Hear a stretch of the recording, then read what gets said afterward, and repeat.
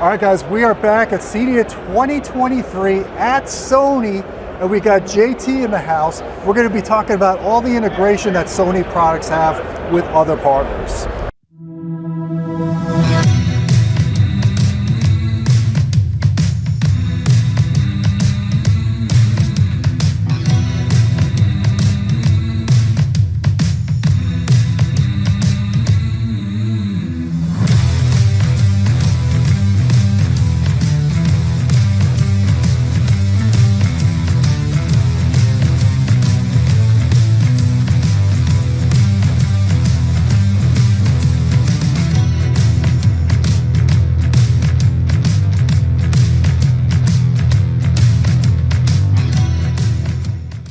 Hey folks, I'm Gene Delasala with Audioholics. So JT, you blew me away with all your display stuff and how your AV receivers really could be the centerpiece in the system when you're scaling up to these large displays. You guys have feature advantages with the dual centers and other things.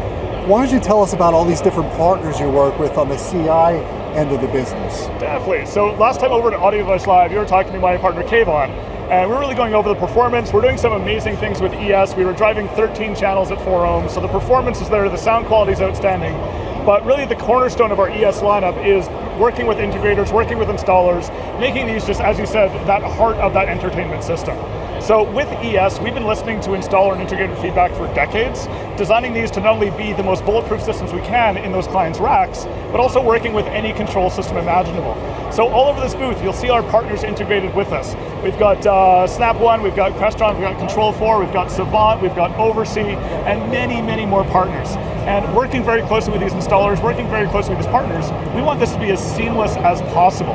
And then new for the new ES lineup that you've seen from the 1000, 3000, 5000, 7000 series, we're now also work with Sonos, of course. We're Roon equipped as well. So the idea is no matter what ecosystem our clients are in, no matter what ecosystem our installers are working with, the ES just becomes a seamless fit in there, delivering that outstanding performance, but also that reliability that installers, integrators, and of course the customers have come to expect. So how proactive are you at updating the drivers for all of these different platforms that you work with? Quite a bit. So we actually have a dedicated team back at our headquarters that are constantly reaching out to not only partners, but also receiving direct feedback from installers out in the field. So we are in regular contact with all of these different partners. So if something new pops up in the field, if an issue pops up, our installers, our integrators out in the field will let us know, and we work directly with these partners to make sure that that is as seamless and smooth as possible.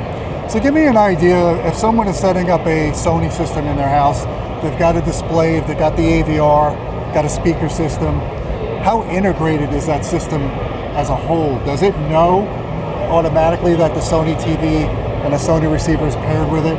Everything can be controlled off of one remote? How does that work? Definitely, that's the beauty of what we've done with, the really interesting thing about Sony, of course, is not only do we have these amazing display technologies we've gone over, everything from crystal LED to our amazing projectors to our televisions, but also that whole audio solution are all designed to work together. So when you hook up any of our receivers for the first time, it'll automatically recognize, your GUI will pop up on the screen. Very easy setup, because the really unique thing about ES is its flexibility in setup. You have a full on-screen GUI. You also, as you can see here from this absolutely amazing amount of controls on the front, you can set it up directly on the panel if you don't have visibility of the screen. For example, if you have a rack in a separate room. You can even dial into the IP of this and set it up on a web browser on your phone or on your computer as well. So that's the initial setup. But when we're talking about one control system, if you just want to use the Sony remote, not only will this automatically recognize control, volume, power on, all the standard behaviors, but what's really unique is our quick settings menu. So conventionally, to change a lot of settings on your receiver, you are fumbling for that oversized remote, or you were stopping your entertainment, pulling up that on-screen menu and diving into settings. Well, all your common settings on quick settings pop up on the bottom fifth of the screen without interrupting your content. So you can very quickly make quick adjustments on the fly with your Sony TV remote, and then simply hide that menu again. And that'll do it even with 4K native content? Absolutely. That's awesome. You know, that's a good test of an AVR is if you could actually set it up from the front panel.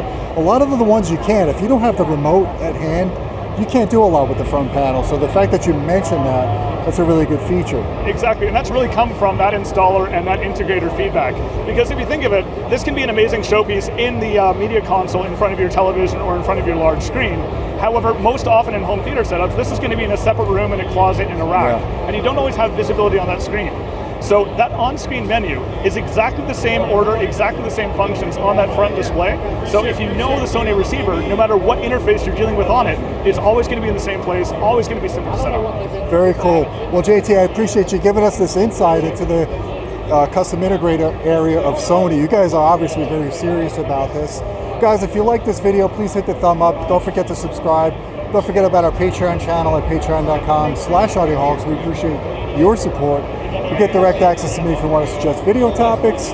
And until next time, my friends, keep listening.